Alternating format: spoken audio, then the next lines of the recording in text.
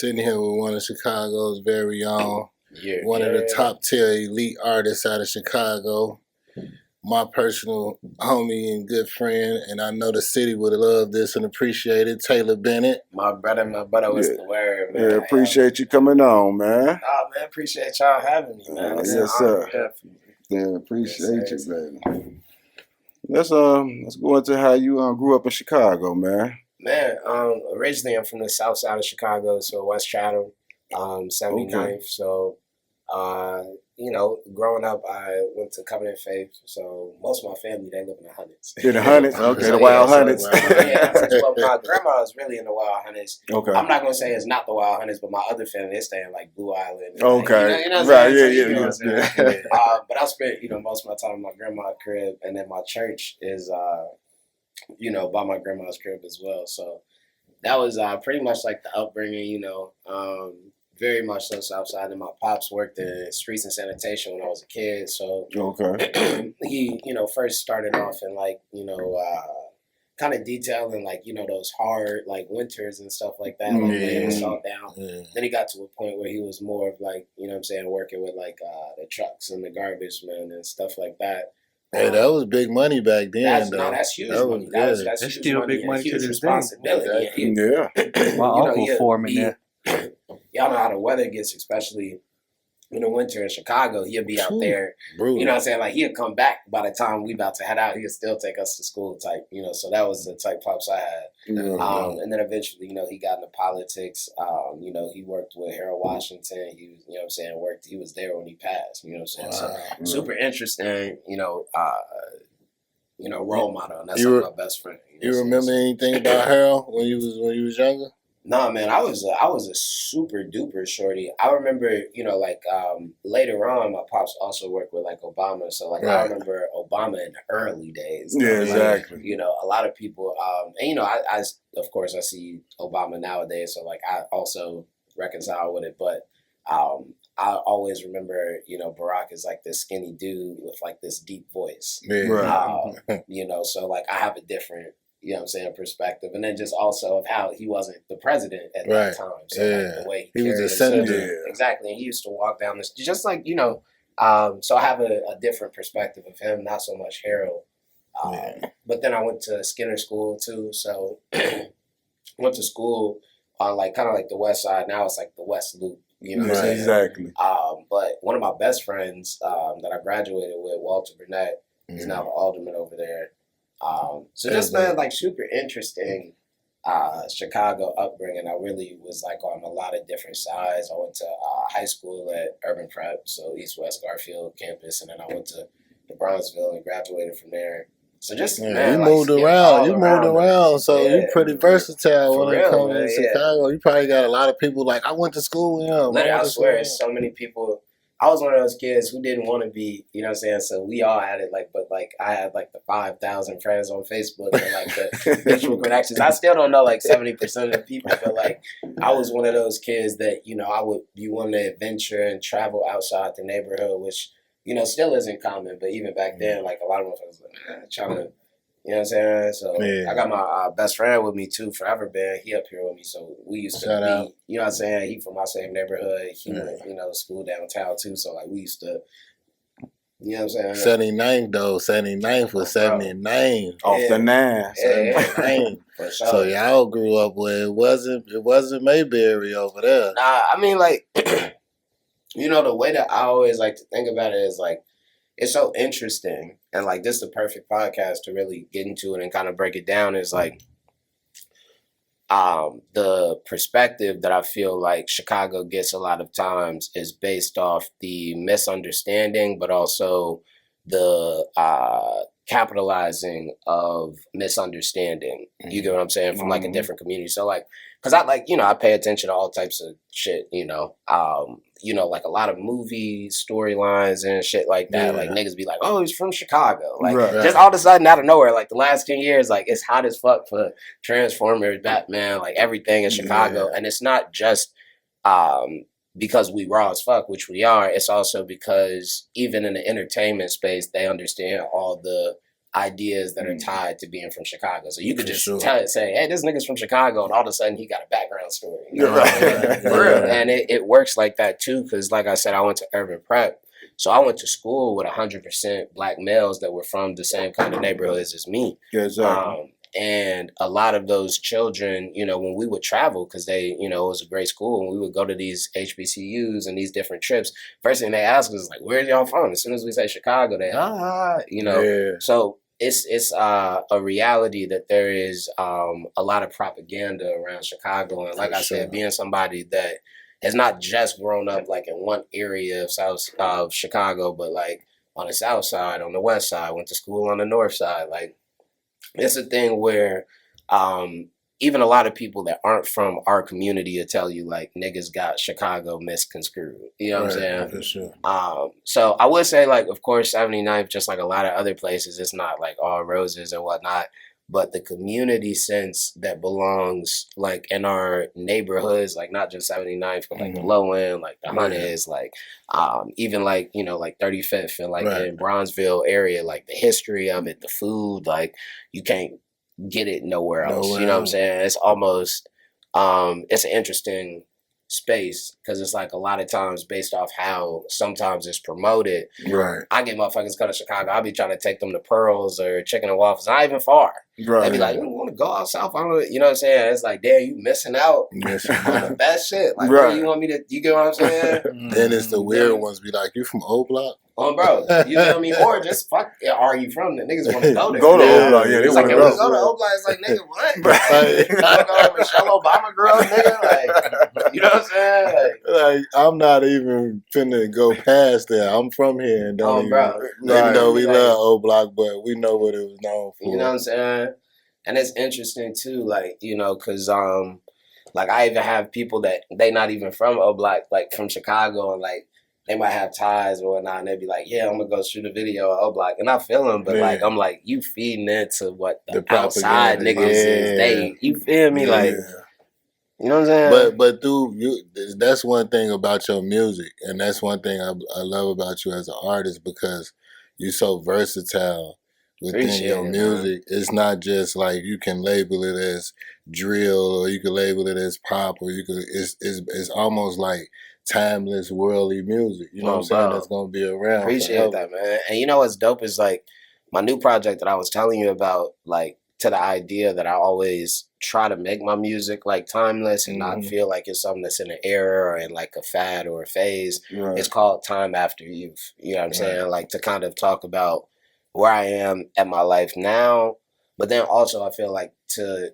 touch on a point that you just brought up, I've always kind of felt like I wanted to create music and things based off of not the influence of what was around me, but more of what I felt in the moment.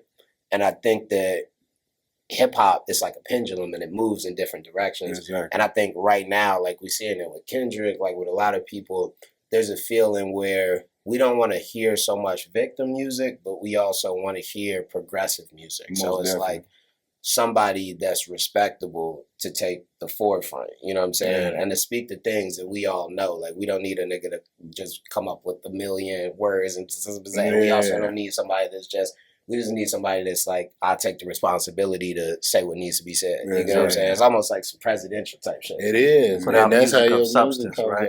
Exactly. Yeah. Exactly. It's time for the shift, though, in that, you know, drill music is starting to take a backseat, and it's time to get back to that feel good, feel good, money making music of substance. Exactly. And I think it's interesting because, you know, I was just talking to my homie about this yesterday, and it was blowing my mind because this is my music director. He's like the best producer. I know he knows so much music, but I was just telling him that, you know, and I was talking to Ebro about this as well. It's my brother at Apple Music.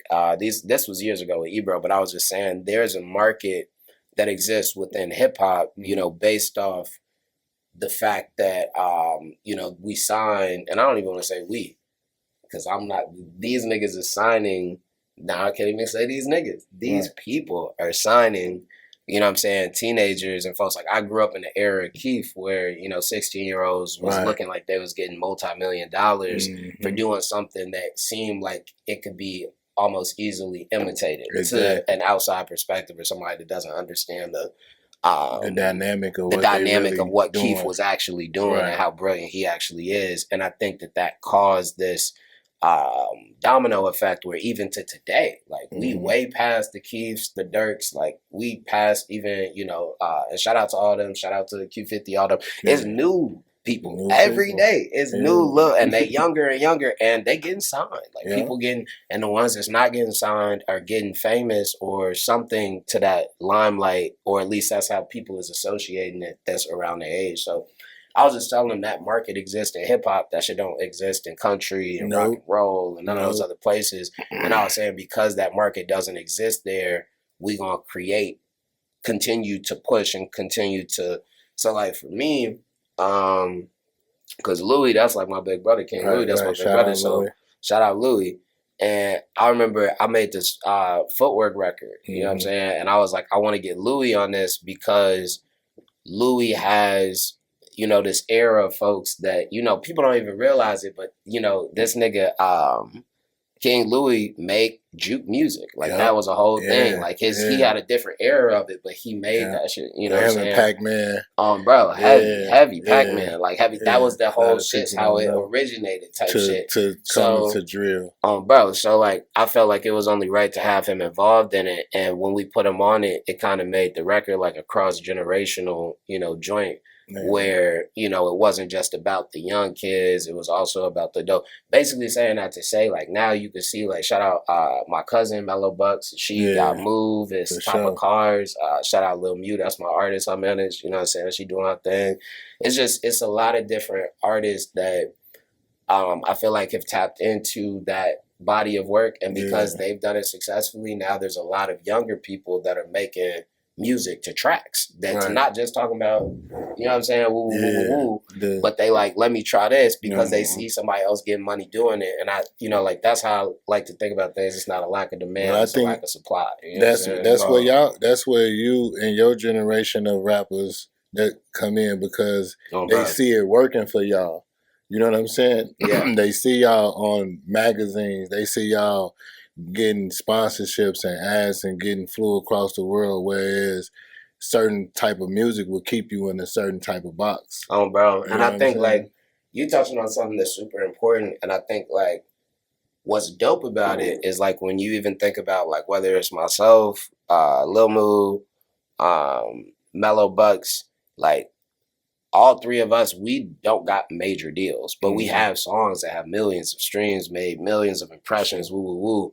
And again, I think that comes from the idea of it being more about the supply and lack of the demand. You get what I'm saying? Yeah. So, yeah, man, it's an interesting, but it's a dope space, like you said, to be responsible and understand the impact you have, not just on people liking and dancing, but actually progressing the conversation and the culture and the community.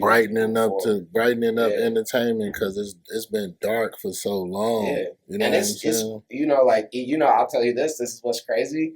So what Ebro's response was to me saying this all these years ago was he said, well, it's not just, and I agree with him to a lot of levels. He was like, it's not just hip hop. He was like, people naturally want to see the unknown or dark things. They don't want to see that shit happen to themselves, but they want to see it. Yeah. So like if you create that level of entertainment, it's going to continue to be like a lot of people, they don't talk about this shit, and not to get too much in the weeds, but like a lot of minstrels were based off of cartoons or cartoons were minstrels. Yeah. Like, and when you see like a cartoon character getting hit continuously and not feeling pain, like that ideology is based off of how they felt Black people inherited or felt pain. Right. That's some crazy shit. Learn that at Urban Prep too. Shout out to Urban Prep. But all that shit. You know what I'm saying? So when it come down to picking because your new album is Time After Youth. May 8th. Yep. That's gonna be real dope. Like when you come up with albums like Restoration of American Idol, how do you pick your titles? You know what's interesting is like I go through different processes, but low key, all of my album titles are connected. So the first project I ever made was Broad Shoulders in 2014. Right. And that was an album that was really like my first standalone body of work. But then after that, I did Broad Shoulders. It was The American Reject, or no, Restoration of an American Idol, Be Yourself, The American Reject, Coming of Age, and Now It's Time After You.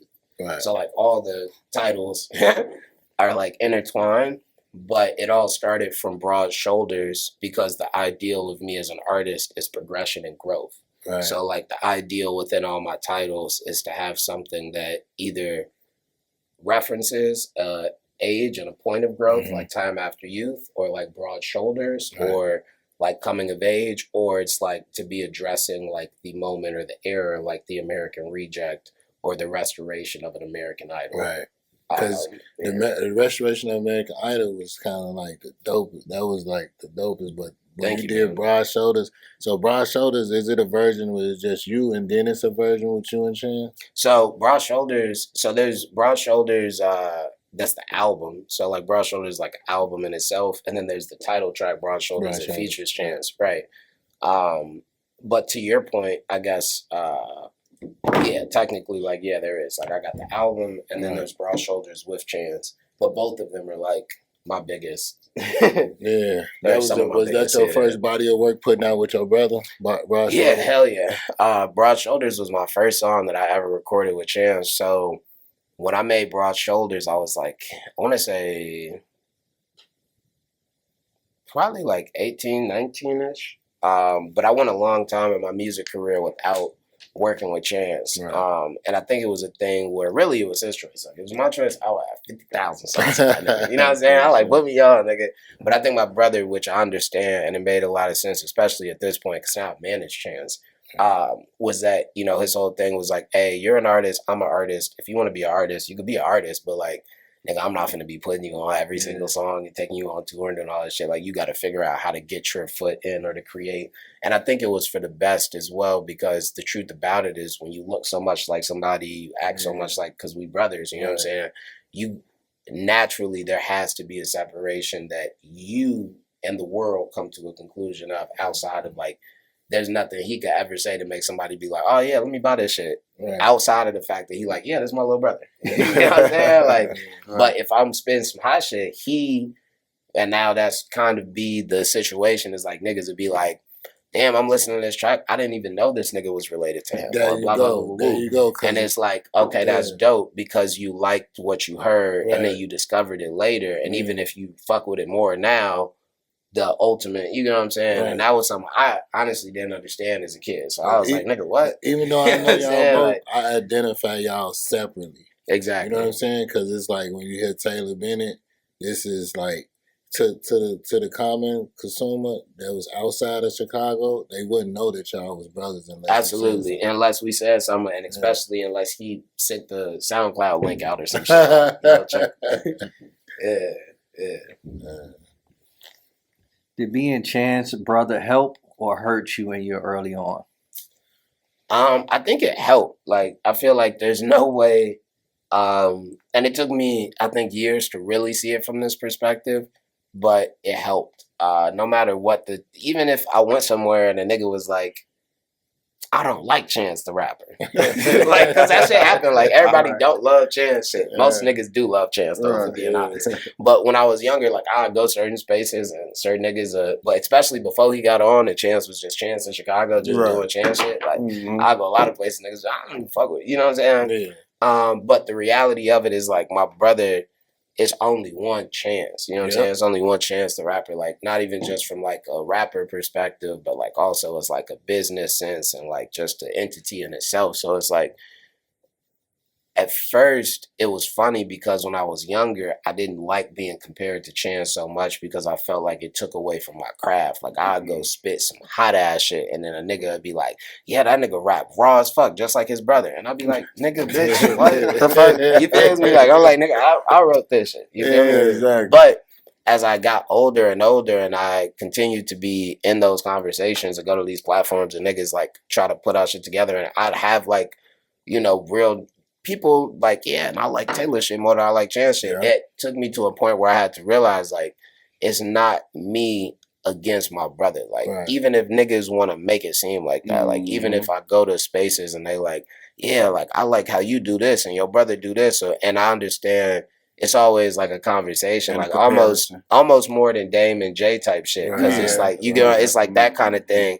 But, you know, like Dame is one of my mentors type shit. So, you know, like what Dame would say is like, you know, how much money you got to pay me, you know what I'm saying, to talk about my family type shit. So it's like, I started to think about it like that. And I was like, well, you know what? Like, yeah, let's not just talk about Chance. Like, let's talk about Big Sean and J. Cole. Like, cause that's what Chance said. Like, he on that level. So, you know, and that also, I think, kind of started to push me more to be like, you know what I'm saying? Like, let me really turn up because I see, to your point, how they kind of trying to box, you know what I'm saying? Me in this, you get what I'm saying? Into something. And I'm like, you know what I'm saying? They don't even understand. Don't even know. At this point now, they might, but it's like, we both indie. So it's like, you know what I'm saying? Like, when we, you know what I'm saying? This is really a family business. Like, we really, you know, it's like the same stomach type shit. You know what I'm saying? So, but I must say, you're a little bit more grimy than Chance. Shout out Chance. That's my brother. I will tell you to pop the Hennessy in a minute.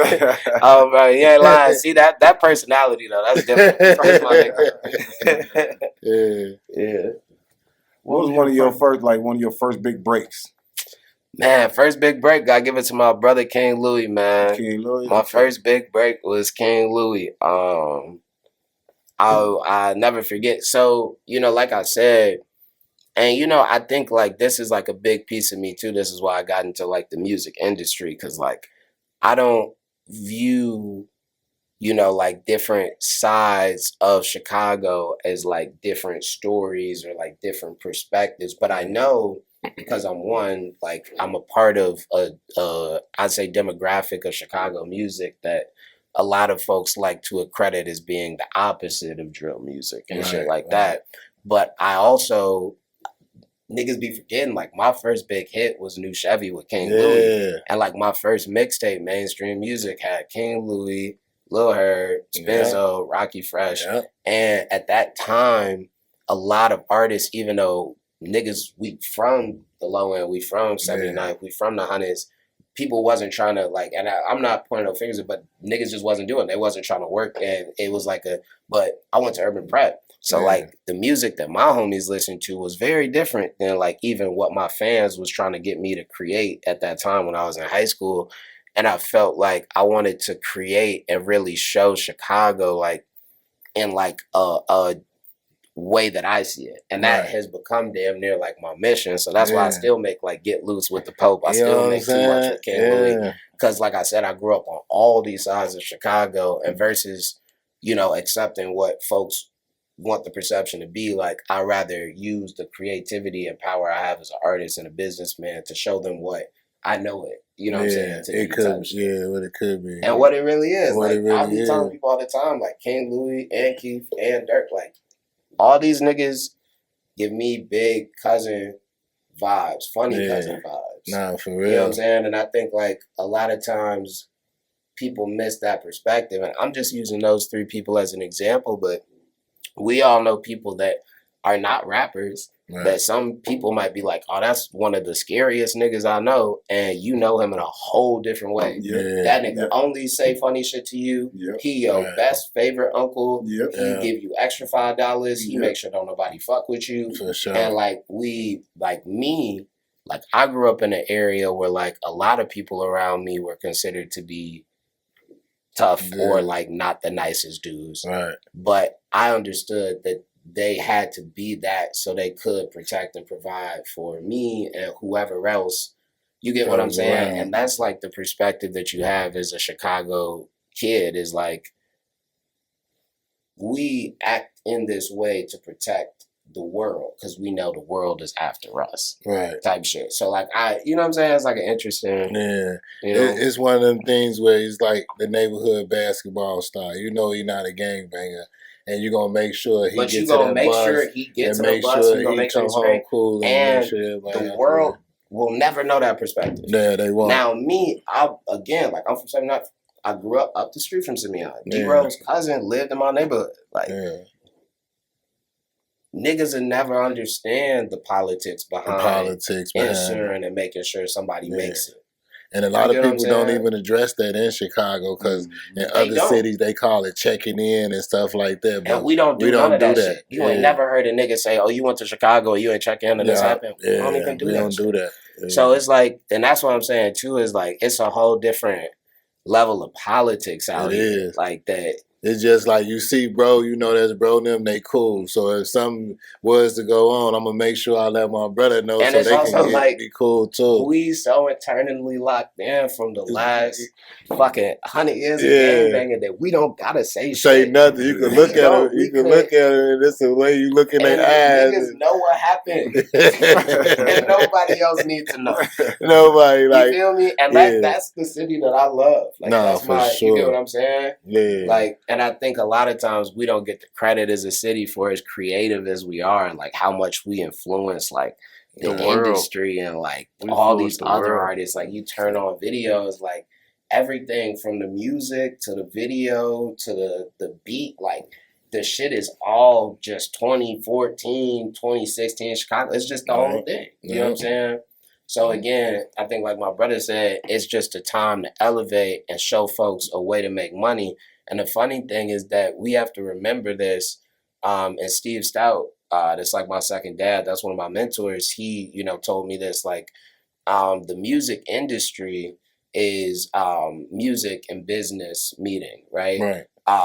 The music business is music and business meeting. The music industry is music and technology meeting. And in the music business, the business of that side is to try to hold out that technology until you properly figure out how to monetize it. Right. So like, don't be giving out new iPhones and all this different tech until you understand how you properly gonna make money off of it. Mm-hmm. Saying that shit to say the creativity is always made outside of that analogy, outside of the music industry and outside of the music business.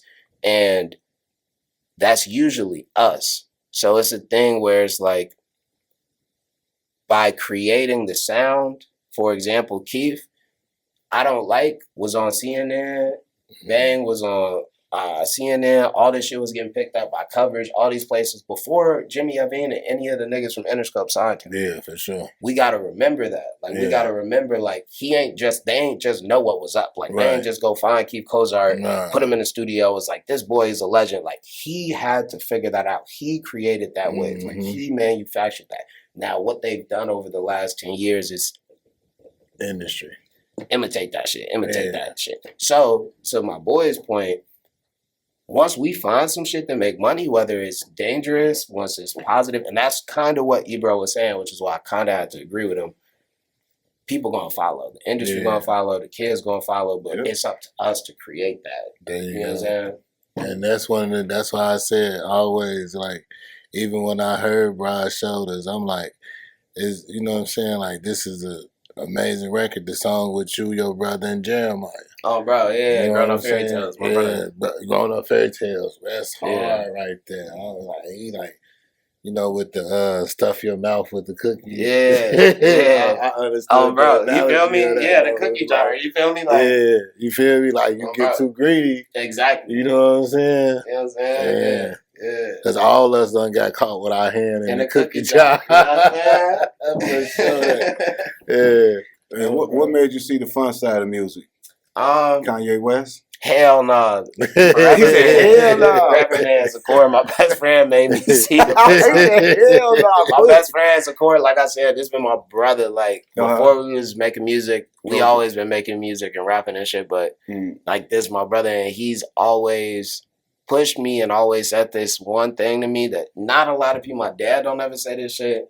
And I wouldn't expect my dad to say this shit. This nigga always like, make sure you having fun. Like, whatever you doing, make sure you having fun while you doing it. And, you know, to be honest, like within this industry, you know, being the artist that I am, like I've never signed a deal. Like I never had a distro, a publishing, a record deal. AKA, I never had an advance. Like I never got a big chunk of money that somebody just handed me. I've made millions of dollars, but I've never had somebody just outside of like a branding deal or a show or like some shit, you know what I'm saying, years later, but in the beginning of my career, just give me a chunk of money. And I'm basically saying that to say, like, a lot of the shit I be doing, it just be work. Like I be working all the motherfucking time. But you look like you having fun. I am having fun, and that's the point that I was gonna make is that nobody, like Dame says, like, what's the point of working a 9 to 5 every day because you hustling for a weekend? Yeah. You know what I'm saying? And like, I had this perspective when I was like very young that I knew I was gonna be like this artist, and like I felt like it, like on some real, like on some Chicago shit. I was like, if I know this is what I'm gonna do, because if I don't do this, I'm gonna figure it out. You know what I'm saying? Like that's always been my mentality. Yeah. You know what I'm saying? So like I've always viewed the music shit the same way that I viewed anything else that I was doing outside. You know what I'm saying? Mm-hmm. So like, I feel like it's so important to really like tap in, and lock in, you know what I'm saying, and stay locked in, because like, again, for me, like I've had losses, I've had failures, but my ups are like ups, and my downs are like downs. You know what I'm saying? Like the downs be fucked up, but the ups be so up that it be like. And then that was the whole thing when I realized like I can have fun really doing this. And I'll tell you to really answer that question. I really started to have fun making music in like around 2016-ish, 2017-ish, because that's when my brother officially asked me to start managing him. And it was the first time that I didn't have to depend on my music and my pen to pay for rent and everything else, because I was getting a whole nother bag of doing things that I felt like I just had to do as an artist to continue what I was doing. Right. The whole time I'm really good at business, and I'm really good at conversations and, you know, sending emails and shit like that. Exactly. So, you know, and I've been doing splits and legal shit for myself, you know what I'm saying? So that came naturally, and it just put me in a position where I didn't always have to be trying to write or using my brain as like something to make me get paid, but I could take a breath and like really work on things I wanted to. You know what I'm saying? And that's one of the things that I tell a lot of artists, because I with Rita, I do artist development and consulting, but one of the things that I tell an artist is that you have to remember that this entertainment is predatory. For one. Exactly. And the person that you're dealing with 9 times out of 10, this is how they pay their bills. Absolutely. No, so that's every single time. When you're dealing with a person that got to pay their bills off of this, they own your back. And I would just tell, like, you know, like the thing that I think my pops also taught to me is there's a mentality that is in the entertainment industry, like not just the music industry. Like, so I'm talking about sports, movies, all the way music, around, where they're like, hey, if you create the product, you can't do the business too. So like, if you tell your mom, hey, I'm finna go to the league, the first thing they're gonna say as your family, and it's a good question, is like, okay, who's gonna manage your money? Who's gonna be your business manager? How you not gonna end up being fucked up over your taxes and shit? Yeah. And I understand that shit, but ayo, fuck that shit. Like, for real though, like, cause these niggas are not geniuses. Like a lot of people that now, there might be institutional like knowledge and terminology and things like that confuse people, but sit your ass down and look at Wikipedia. Like the way that I got into the industry is I did this whole project, 2014, Broad Shoulders. I was ready to put that shit out. And the producers was basically like, hey, we don't want to put this shit out for free like how your brother be doing that shit. We want to distribute that shit because we spent too much time on this not to make money, which basically meant that they wanted me to go take a deal, which I was like, I'm not going to do that shit. So me and my friend got on Wikipedia and we found a company. This is way, way, way back. Now there's United Masters, the City Style, all these people. Back then it was just TuneCore. We distributed our project for like $11, and then we made a few calls and flew out to New York and made some first-time introduction meetings and got some good playlisting and figured out the business. And from there, you know, had the LLC set up and just took these different small steps. But y'all wouldn't imagine, like, I sit across from motherfuckers every day that it's like, dude, like, you don't care about the culture. You ain't never written a lyric in your life. You're not from the community. You don't even, you like, I'm talking to niggas that are not 100% for the community. You know how you see a nigga and you like, oh, that nigga is probably from the burbs. Like, no, I'm talking about motherfuckers that I cannot call niggas. Like, exactly. You know what I'm saying? Like, so like, And it don't have nothing to do with skin color. It don't got nothing. But to your point, just to verify what you're saying, it's a business. It's a business. You know what I'm saying? Because you can sit across from somebody look just like you, but his head is in a whole different atmosphere, and he doesn't listen to your music. He's not a part of how you dress and none of this. None of that shit. He's making decisions based on you, just based off of pure trajectory. Absolutely. Of the way that the market is going. Absolutely. Yeah. And what they think the market is going to do. It's it's a business. You got to keep moving. You got to keep going. Even the nigga, the hottest nigga ever, take him out. Yeah, for sure. Like, get that nigga out of here. He's too good. You know what I mean? Like Michael Jackson, that nigga, get that nigga out. So it's fair to say your approach to the music industry was more so, let me think outside the box versus how I've seen it traditionally done. For sure. I like that. That's represented in a lot of his album covers, though. Like if you see Ro artwork, his artwork even be dope. Yeah, I be trying to go crazy. We did the new album artwork. Everything is on the South Side. So like this is like one of my proudest projects, because really showcased Chicago. Like the intro, we did the intro video. We got Ferris in it. We got Twist in it. We got Corey Gilkey, Leaders in it. Yeah, we got my boy. Shout out Corey. We it's just, I think what's dope about it and what's different about me as an artist and like why I believe I'll do so well is like Jay-Z is like one of my favorite artists. Sure. And I feel like what he did was he saw a lot of the rappers that the industry was signing, very similar to like what we see going on here in Chicago. And he saw how these industries were like, hey, take us to fucking Brownsville and Marcy and like, let's shoot in the fucking like, and this nigga Jay-Z was like, I can't get a deal right now, but I have a camera and I have enough relationships to be in my buildings and like to get 50 people out here and like we're gonna shoot this little video and like it's gonna be authentic, it's gonna be organic, it's gonna be real people in it, it's real businesses in it, it's people feeling like they're being represented. Like people want to see me win because they see themselves win and they know it's not a skit and they know it's not a game. And like that's where I am, is like I see so much smoke and mirrors that like I'll be like, Louis, like, let's just go out, or Twister, let's just go to Chicken and Waffles and we shoot, you know what I'm saying? Because that's real. Because that's what Ye did with the Hurls Chicken, but he only showed that one Hurls. But that one Hurls was that one Hurls is, you talking about from Through the Wire? Yeah. My nigga, like, that's what I said. My grandma, like, she's over there, like, on 103rd and Halsted, like, and stuff. That's what my church and shit is. So, like, for me, I remember that moment. I remember the woman that walked in and said, "You Kanye West." Yeah. Like, so, like, that's what I'm about. And you can't buy that shit. Denzel Washington was talking about that's culture. You can't buy that shit. Buy it. And at the end of the day, that's what I was saying when we talk about like the music business and the music industry. That's really all we got is the culture. The culture. You get what I'm saying? But they want the culture. They want it. And they'll buy it. They'll steal it. It's a way we package it up and make it look pretty, and they consume it. But we went through the rough side of getting it there. And the dope thing about it is that the culture doesn't just exist in hip hop. It also exists in film, like Ryan Coogler. It also exists in sports, like LeBron James, Floyd Mayweather, and there's a difference. Like with our whole community, everything that we do. Like, and I see that.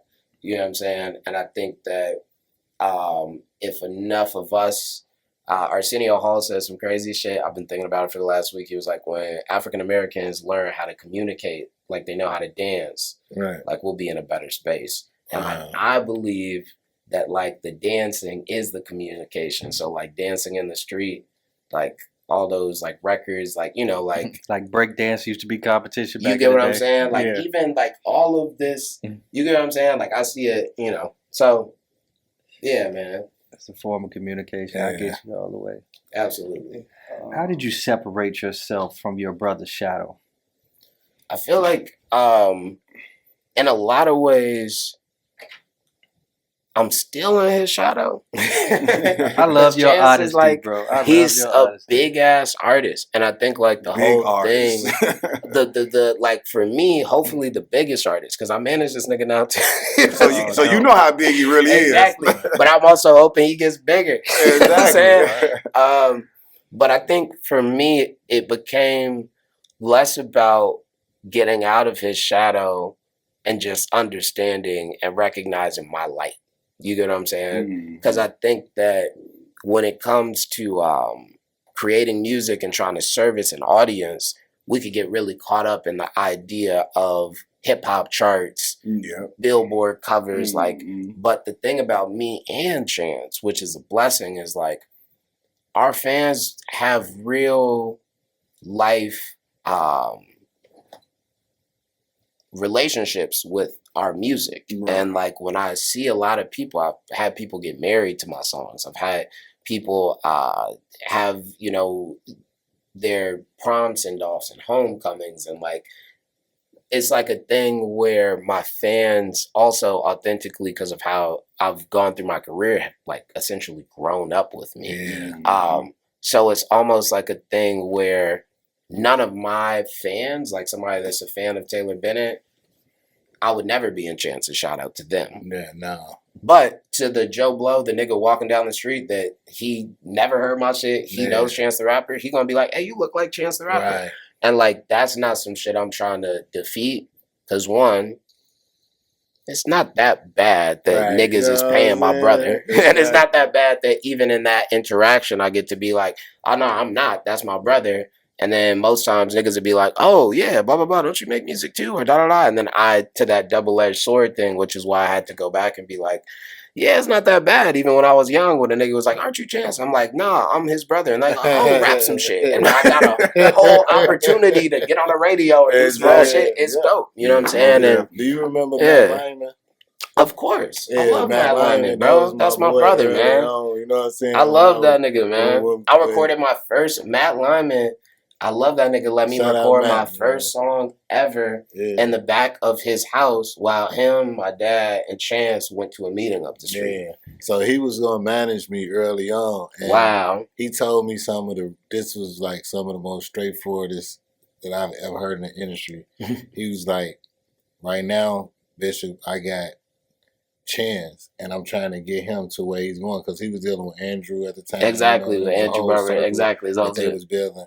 And he was like, I don't have the time to dedicate to you. Yeah. You know what I'm saying? He's like, and that's unfair to you as an artist. He was like, so, you know, we crossed paths later Real on dude, down the line. But that was like, you know what I'm saying, super solid to me. And I always I feel like that's the realest shit that you could do, man. You know, I'll say this, like, I take on a lot. Like, I'm an artist in my own right. I manage 3 big ass artists, Chance, A Damn Killer, and Lil Mew. But at a certain point, it'd be shit that I just be having to tell motherfuckers I can't do it, because then it starts to be unfair to myself. Yeah. You know what I'm saying? And you got to think about that too. And that's also something that my brother, Forever Band, taught me, is like, you can't take care of anybody until you take care of yourself. And a lot of times you get caught up thinking that these people gonna fail without you, so you giving them everything, but you failing yourself and ultimately failing the whole shit. You know what I'm saying? So the new project, can you give us a little insight on the feature side? Yeah, hell yeah, man. For sure, man. It's really like a Chicago joint, man. Like, I got Hollywood on there. Okay. I got Baby Meech on there. I'm trying to think. I got DJ Ferris on that joint.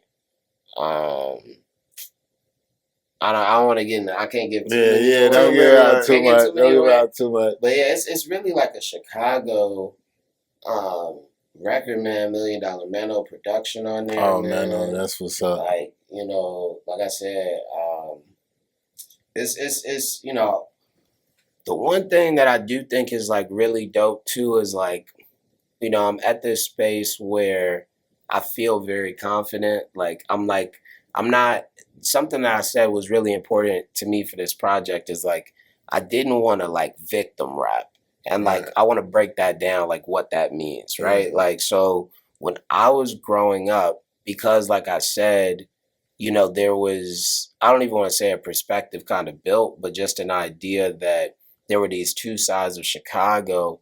A lot of times it would seem as if whenever I talked about my community, my neighborhood, like the things that people should find comfort within, I was describing it, or it was being categorized as something negative. Right. You get what I'm saying?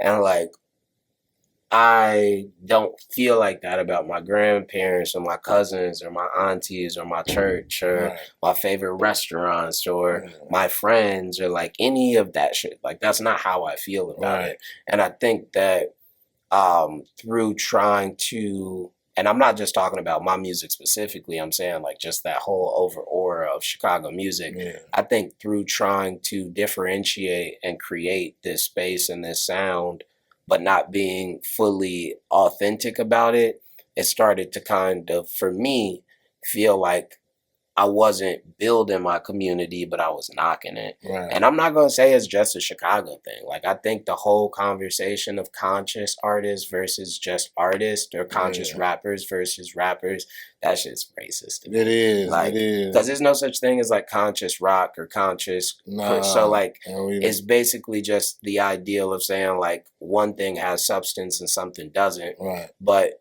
there's rock songs that just say, repeat the same shit and just say stupid shit all the time. They don't call that shit like non-conscious rock. So I don't fuck with that shit at all. But saying that to like say that I don't even want to be felt like that. Like, I want my community, whether you feel like you from this side or from that side or from up or from down, to be able to look at me and be like, I rock with that nigga. And that's how I feel like people feel about Jay. But you represent the entire Chicago, man, as a whole. Can you give me an example? I'm going to give you two artists of conscious and non-conscious. Yeah. Future and Jay. And Jay-Z? Yeah. Like, and that's what I would say is like, I don't really believe in it because y'all know Future writes a lot for Jay. Right. Mm-hmm. You know, like, and he writes for Beyonce specifically, like a lot. Like the Carters, that Boss shit, that was him and Quavo. Yeah. Okay. And I'm sure you know this, but y'all know Future, like, he's like one of the top writers just in the industry, like, period. Yeah.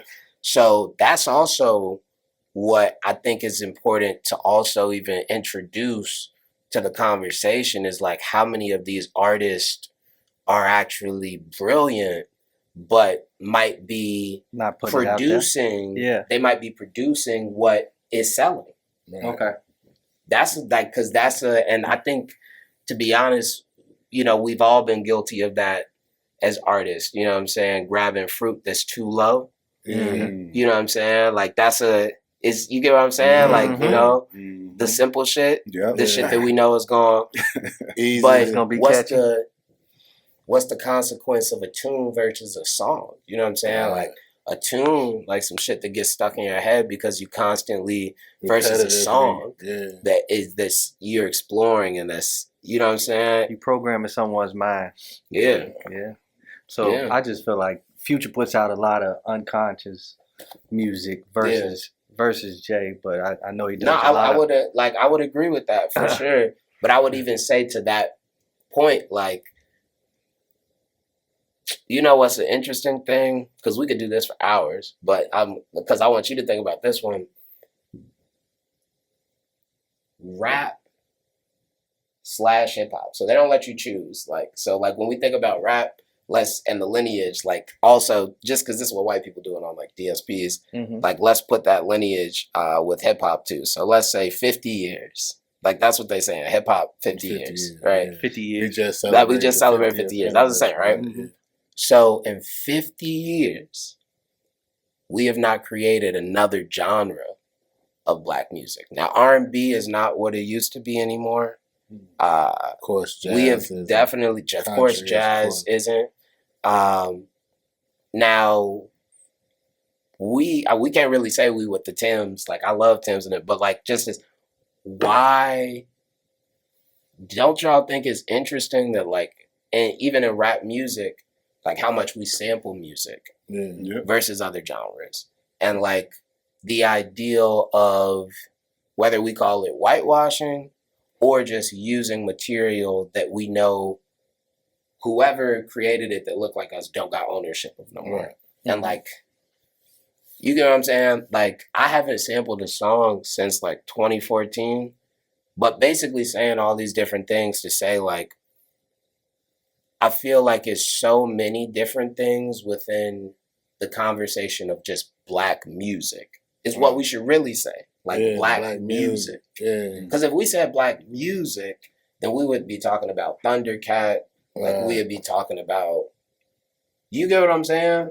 And I think that we've even limited the conversation of black music to rap and hip hop.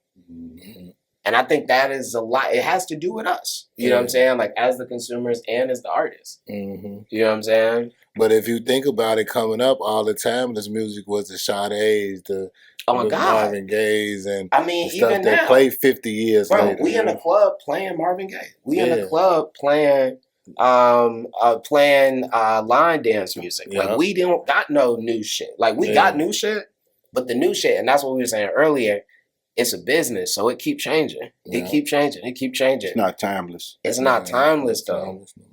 It's not timeless though. But fortunately, you know what I'm saying, we do got artists like you, like Chance. You know what I'm saying? We got good artists that's out here that's bringing it back to the essence. Even King Louis, he make timeless music. Keith too. Yes, sir. They still play Finito, and that's like 15 years old. Like people are going to talk about. People will document the whole Keith era, and like in the future, I can't wait. Because they not going to be talking about how many murders was on the south side of Chicago. They're going to be talking about all the fucked up people that were using this black kid as an scapegoat to cover up the issues of fucked up sustainability and living conditions that have existed since redlining and fucking... You know what I'm saying? Like, that's what people are going to talk about. Yeah, that's interesting that you touched on that. But this literally, I got to tell you, the best conversation and probably interview I done had damn near ever, bro. Man, so we appreciate it, bro. Up here, man. You gotta get you back on. Man, we definitely let you come on through, man. You come through many times you want to. Got to, bro. I got to. Yeah, this is your home base because this is what we trying to make. Because when I was traveling or whatever, a lot of people would say Chicago doesn't have a real podcast outlet like the rest of the cities that you go to, because you go to press runs in LA, New York, you know you're going to bump every last one of them, LA. You get to Chicago, the buck maybe stop at one or two. But we here to change that, and we definitely appreciate having good brothers like you come through, man. We love you. We can't wait for the album to come out, and we will be definitely putting it on my playlist. I know my brother will too. So, yes, sir, Taylor.